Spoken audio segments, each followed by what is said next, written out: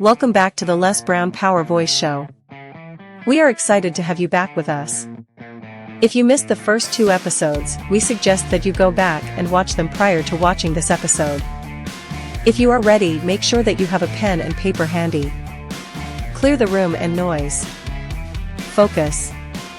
Get ready to grow, elevate, and thrive. Episode 3 begins now. Some things are taught, some things are caught. And so because I focused on, and I want everybody to write down mastery. If you master the art of communication, of developing your power voice, this is not my original voice. And I use my voice in various ways. Why? Write this down. People want to be entertained.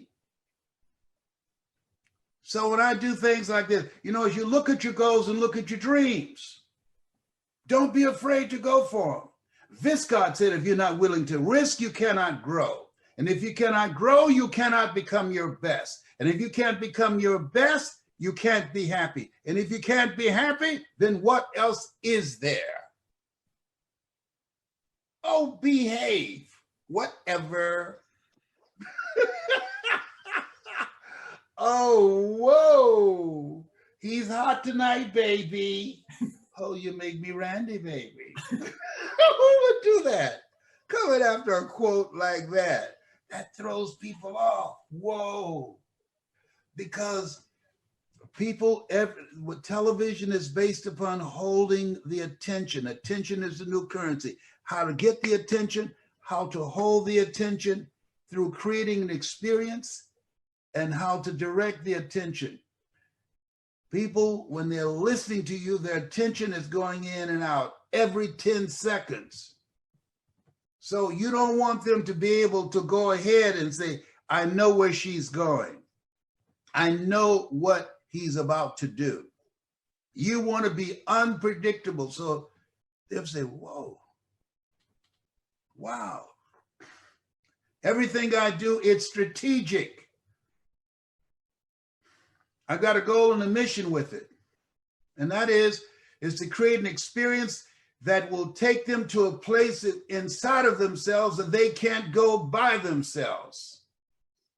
And they can't go there because they're so sucked in and overwhelmed by the noise. Be ye not conformed to the world. Be ye transformed by the renewing of your mind. Listen to how I spoke, and I'm looking down now. Okay, give me somebody, John. All right, Justin, you want to unmute yourself, Justin? Just in case, you want to unmute yourself. How are you, Justin? I'm doing very well. How are you doing? I'm great, and so are you. Thank you. Where are you, Justin? Can't see you, Justin. You can't see me. Okay. Do Boy. you want me to see you, Justin? Are you appropriate? Absolutely. Okay, don't move me, Justin. Let's see. Justin, I'm not sure. You say those Yeah. arms, you owe me money. You know that. You owe me money. Oh, I apologize. I was trying to mess Don't with this thing. apologize. Just send it to my Cash App, $ Les Brown 77. That's how you apologize for those arms. But go ahead. All right. Justin, let me ask you some questions, please. Justin. Yes, sir. First of all, I want to thank you so much for joining and being a part of this. I want to ask you something, Justin, and I want everybody to listen to this. I want you to tell me a moment in your life that was a defining moment that you knew Justin Case would never be the same again because of that experience. And he went out of his way to get through to me. I was But he said something to you. He said, you're very much like me. Yes. He was identifying with you. Am I correct? He was, yes. Okay. And when he said that to you, how did you feel inside when he said that to you? I didn't really believe him. Okay. Got it. And so what did he say after say that you and I are very much alike? What did he say after that? he said that he had been in quite a bit of trouble as a young man, and that he didn't want to see me go in that direction. And he actually helped me figure out that I was dyslexic and that I wasn't stupid, because prior to that, I kind of believed I was. And I was a kind of a class clown and liked to make people laugh, and I'd get thrown out of class a lot, and I'd end up with him a lot. And he took the time, energy, and effort to give me some tests and show me that I was, how do you put it? My vocabulary, I had an extensive vocabulary for a fifth grader, I guess, according to him, and that I was perfectly capable, and that I seemed to relate to him better than I seemed to relate to children my age at the time. So what do you want to speak on, Justin? Well, I just spoke with John the other day, and I'm up in the air on a few different things. So I've done quite a few things in my life. I did a little bit of sales training in my life, and I liked that. I've done some other forms of speaking in my life, working with people that just were intimidated by other people in general. So I'm kind of up in the air, to be honest with you, Les. Okay, very good. Do you mind if I share something with you? I would love it. Very good. Hello, my name is Justin. I want you to think about your goals and dreams right now. I want you to think about something that gives your life a sense of value, that gives your life a sense of meaning, and something that you want to accomplish. There's something in you that says, I can do more. Before the world ever knew or started using the word influencer, this man was influencing the world. You have something special. You have greatness within you. The godfather of greatness himself, Mr. Les Brown.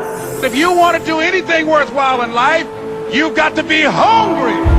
Imagine being able to work with him on a weekly basis in live workshops. There are people that have already taken advantage of this opportunity, and he is creating amazing speakers around the world. Every day that we wake up and we overcome the trials and tribulations that come our way, make us more than conquerors. You got to look your haters in the eye. You got to look your situation in the eye. They're living a legendary life because they're committed to be a legend. I chose to tune out the noise of the problem that I was facing and tune in to the possibility that those voices were giving me. Their stories are changing lives, not only for their families, their friends, but in their community and ultimately in the world. Write a new story, one of victory, resilience, and accountability. So no matter where you are right now in your life, I want to encourage you to pull those dreams off the shelf. Dust them off.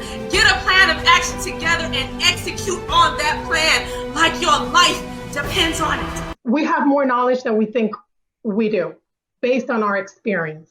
Sometimes we say, and I say, I don't have enough experience or enough knowledge. I don't have enough education in certain areas, but experience gives that education, that knowledge to move forward and actually be able to tell people's stories.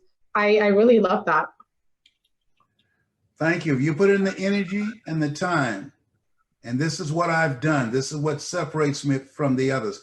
I did not want to go around giving some memorized speech everywhere. I would be bored to death. I wanted to show the audience respect. I wanted, when I opened my mouth, to speak to teachers. Let's say if I'm talking to teachers, there's opportunities there because many teachers are quitting. There are teachers who are just frustrated. They're asking the students questions and the parents answer.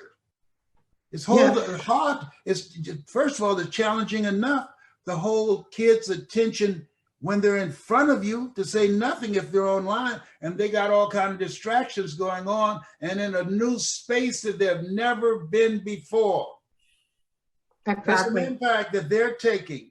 If you didn't do anything but get together as a group and start TAP, teachers, assistants. Teachers need help. Yes, they do. How to handle this. When you go into school and you read online where somebody has died who went back to school, yes, when you are teaching kids and you can't be in front of them, or if you are and you don't know if they are asymptomatic, that when you're working and looking for ways to help empower people, as you do the research, as you find stuff, as you listen to my voice and other voices, you're going to be empowered. This helps me. My talking to you tonight, I'll be in a better state of mind and get a better night's sleep than had I not talked to y'all tonight, to be honest. Why? Because what you give, if you when you're teaching, you're going to get it too. You're going to benefit too. When you're teaching, you own it. Yes. And I have to say to myself, you know, when they left today, I ran in my room. I take some immune boosters, and I said, Lord, you know, forgive me for just slipping today. I mean, you look at the White House, everybody, the brother up in there had the coronavirus. You know, I'm not trying to be a hot spot here. No, thank you. I have people leaving stuff outside the door. Aren't you Les Brown? Yeah, I'm just waving at them through the window. Yeah. Oh, you got a new hairstyle. Mm-hmm. Kid and play, and I'm drop the box outside. Can I get it? Not today, buddy. I got to spray this box down when I get it in here. I hear that. Oh my God. Yes, this is crazy where we are. This is a different, did you hear my voice? I'm learning with it. This is crazy where we are. Now, if you listen to all my recordings, you never hear that part of my voice. I've been challenging my voice to do various things. So you look at yourself and look at your goals and dreams. This is different. This is different. We've never seen anything like this before. What am I doing? I am tapping in the collective consciousness of people who are watching me, who are saying that too, who feel the heaviness of where we are. Yes. I'm listening to conversations. I'm reading things. The best speakers are sponges, are listeners. Do you have a question you want to ask me? Well, Mr. Brown, I have so many questions, but one of my main questions is my story basically revolves around my being a special needs mom. I have a son who's 10 years old. He's got special needs. He requires assistance for everything in life. And I am a firm believer that his voice, he's unable to speak. He's nonverbal. I believe that it is my God-given responsibility to tell his story since he is unable to. That's part of my mission. And I want to do it in a way that does not compromise his privacy completely. I would like to find a more creative way than just speaking his story. Okay, yes. First of all, he's an angel from God. Amen. And this is your special assignment, all right? Yes. I want you to tell me something that he surprised you, that when you saw him do that, you were shocked. Well, that's an easy answer. Alexander has not been able to walk. Waited 9 years to see him walk. And I remember, well, I spoke about this in my 10-minute video that I turned in last night. That is the biggest accomplishment that I had set for him. A lot of people said he was not going to be able to do it because he just has a lot of limitations. The day when you saw him walk, what was going on? Where was he in the house, and how did he pull himself up to do that? Okay, I was practicing with him in the living room as we always did. He did not want to cooperate too much because I'm a pushy mom, and he was like not having it. But I noticed that he was really this time making an effort to pull himself up, so I helped him. And once he got up, I pushed him and held on by the his his collar. And it slowly let go, and he just started taking steps, and I freaked out. And so did he. And he fell, but then we tried again, and then he gave a couple more steps. And ironically, Alexander's not able to stand on his own still. He's able to walk a little bit, but if he stops, he falls. So I call him the bicycle, because if he stops, he falls. So he has not gathered the balance yet to stand independently, but he is given steps forward. And that to me is the biggest miracle in life. I remember that day that. What's your first name? Daylin. Daylin. Daylin? Daylin. D-A-Y. Daylin. Hello, everybody. Yes. How are you? I want you to think about your goals and dreams. Yes. And as you think about them right now, I want to share with you something that I've learned, that in order to achieve your goals and dreams, there are 3 P's that's very important. And I learned these from my son, Alexander. You can truly call him Alexander the Great, not because he's a warrior in terms of fighting people, but fighting to live an expanded life. Alexander, he does not speak with his voice, but he speaks with his eyes. Alexander, my son, for a long period of time, he could not stand up. He could not walk. And we had an experience. And here's what happened, because I see him as my miracle child. I want you to write this down. You are God's miracle child. Write this down. I want you to think about your goal and your dream of what it is you want to achieve. And one of the goals I had, along with Alexander, that even though he couldn't speak, he watches and observes. And Alexander, because I'm a pushy mom, I was pushing him to learn how to walk. Write this down. Practice.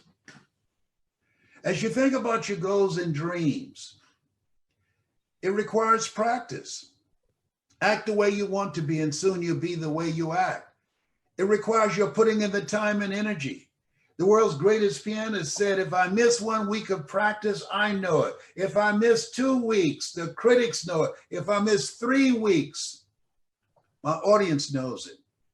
So Alexander and I, we practice all the time. Why? Because it's our magnificent obsession.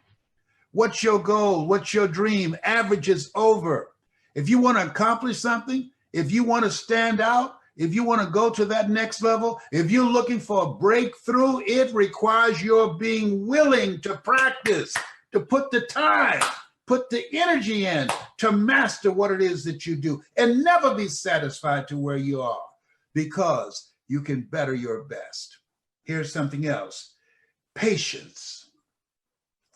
If I did not have the patience, I would have given up on my ability to inspire my miracle child.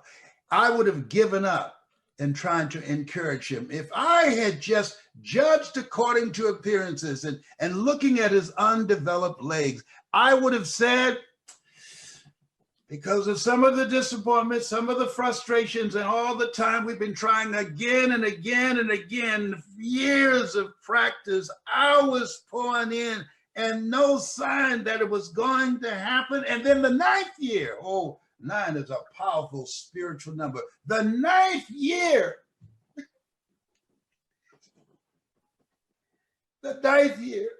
we were working together through practice and persistence. The 9th year, my boy, he took a few steps. Oh, no, he didn't run a marathon. My boy, he took a few steps. Let me tell you something. When you have a goal and dream, you're going to take some steps and you're going to fall down. When you get on a plane, they say, before we take off, fasten your seatbelt. Why? Because you're going to reach a certain area where we're going to have some turbulence before you reach a comfortable altitude. And so my boy, he fell after taking a few steps, but I knew that wasn't it. I knew that was just the beginning. I knew, oh God, oh, look at God. He showed up. And He's doing great through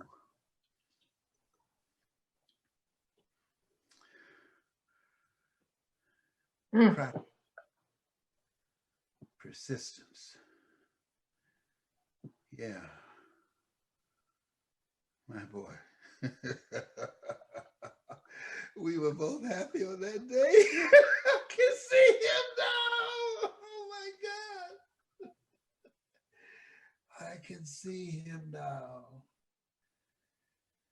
Yeah. Practice, patience, and persistence. Og Mandino said, I will persist until I succeed. I remember a basketball player, practice? What do you mean, practice? I can see him now, practice. Oh, practice mean a lot. Practice make perfect? No.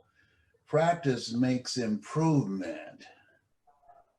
And through patience, people today stand before a microwave and stamp their feet. Oh, hurry up, hurry up.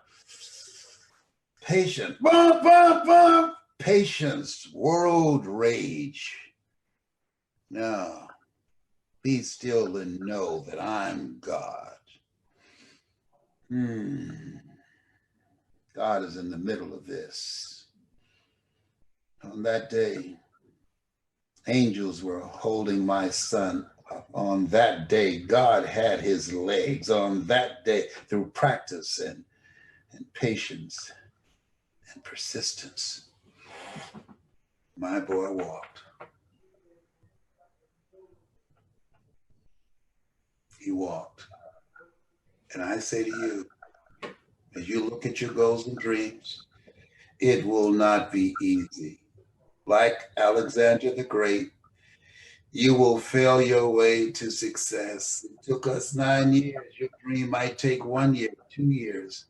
Walter P. Chrysler fell in the automobile industry 49 times. Walt Disney filed bankruptcy 7 times, but he, through practicing certain principles of business, he, through patience, he, through persistence, he had an investor at the Disney property in California, Art Linkletter, and said, can you see it, Art? Can you see what we can do here? And Art said, no. And Art Linkletter, years later, when he wrote the experience about walking that property with Walt Disney, he said, every step I took, I lost millions of dollars because I couldn't see it, because it seemed too big, because I wasn't willing to be as persistent as he was to make it happen. What's your dream? It might take you 9 years. It might take you 5. It might take you 20 years. But if it's your assignment, a job is something you get paid for, but an assignment is something you're made for. I was made to be Alexander's coach. God chose me. He knew what he was doing. And Alexander and I, unbeatable combination of hope and inspiration for millions of people. That's my big dream. That's my story. I'm sticking to it. This is all captivating to me. I got so much out of this. I listen to you over and over. I actually go to bed at night playing your YouTube and just letting it play as I sleep, because faith comes by hearing. And as I just continue to hear you, I know that I'm just absorbing so much. But you said something as I continue to learn, you got to be unreasonable. And the way that you use your energy and your passion, and you take us to a place where we get out of ourselves into what you're saying. And I just find it so fascinating. It's so dramatic to me how you take the tones of your voice and you go from one extreme to the next. And I'm like, did he ever take drama lessons? I wanted to ask you that. No. Because I did hear you one time in your story. I don't know if it was me listening to you in YouTube, that you were saying that you would stand outside of your teacher's classroom. And I was like, that when you're crying, it's like your voice changes and shifts into this emotion as though you're crying. It makes me feel like I want to cry. And when you're laughing, it makes me feel like I want to laugh. And it's just so, I'm so intrigued by it. It's blowing me away how you would take someone else's story, create it and make it become your own, and use all of the different tones and passion and energy in their story to tell them their own story back to them. It's almost as though you lived it just like they did. I just find it fascinating, sir. I am honored and so humbled to just absorb all of this day by day, week by week. Like I said, I went to sleep with your YouTube. I just plugged up my phone. I went, search you, hit YouTube channel, and I let it play throughout the night. I woke up and you were still talking. You were on another lesson. All right. Thank you. It's wonderful. Thank you.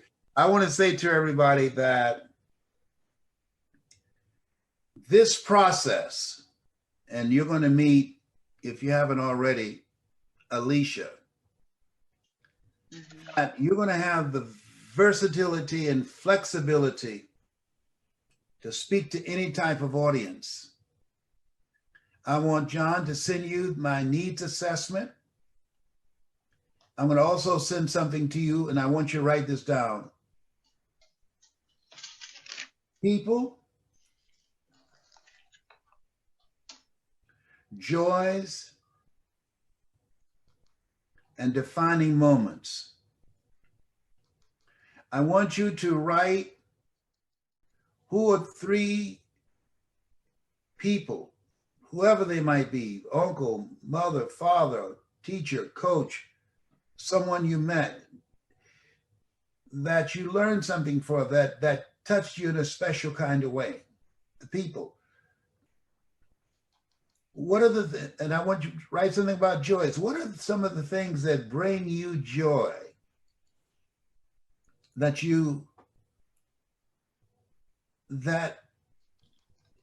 when you share it, it will make you smile. And what are defining moments? As Denzel said in the movie, there's before this and this after this, and after this, you knew your life would never be the same again. And we all have defining moments. When you see Mickey Mouse behind me, when I'm in the other room, I'm in another room now, but I got my Mickey Mouse watch here. You know why I have Mickey Mouse? They did a survey to find out what was the happiest symbol in the world. That when people saw it, they will have a feeling of happiness, of joy. I thought it would be the cross. Those pictures of Mickey Mouse, those mice ears. That's the most happy. So when people see that, you know what it does? It takes them back to their childhood. It's a prop. You will never see me on camera without red. Why? It's a power color. You want to be noticed. And when you tell a story, you don't want to just present the story. You want to go all in. When I got to this part of the story, on this day, 9 years, On this day, I saw my boy walk. Oh, in just a few steps. Might not be a big deal to you, but it was big for me and for him. And to see the smile on his face, he was so proud. He was so glad. He knew this is only the beginning. This is only the beginning. Oh, yes, be grateful for the small things in life. But that was big for me. 9 years. 9 years. Thank you, Lord. Look at God. Thank you. Tears of gratitude. Thank you, God. Yes.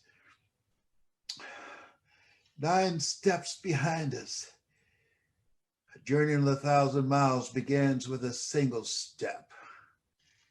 And all of God before us. This is only the beginning. When the Wright brothers, who sat on the front row of their father's church and said, man will never fly. If God wanted man to fly, he'd have given him wings. But fortunately, those Wright brothers didn't listen, and they had a passion for helping us to learn how to fly. The laws of aerodynamics existed, but we had not discovered it yet. And these brothers put their mind together, and through practice and patience and persistence, the plane that they created only lift up off the ground for 6 seconds, just 6 seconds. And then, whoa, look at that. They knew just from those 6 seconds, it could be held up longer. It can fly from city to city, town to town, across the country, around the world, just from 6 seconds. I'm looking at 9 steps behind us, but all the thousands of steps before us, all the things that you've gone through, all the failures and the disappointments that you have experienced have brought you to this point. And now you're getting ready for your breakthrough, just like Alexander. Now you have learned some things. When they said to Thomas Edison, how did you continue after failing 10,000 times? He said, I didn't fail 10,000 times. I found 10,000 ways that did not work. Whew. Oh, you have only just begun. I see it for you. You have something special. And so I say, in behalf of Alexander and myself, continue to manifest your greatness. The world is waiting on you. That's our story, and we're sticking to it. Les really provided some great nuggets on crafting your speech. If you did not take notes, go back and watch this episode again. If you missed the first 2 episodes, go back and watch them. These episodes will really provide some amazing tips to get you started. You do not want to miss the nuggets provided. If you are ready to share your story on TV, contact us by sending an email to hello@acert.com today. That's aceirt.com. Thank you for watching. See you next week.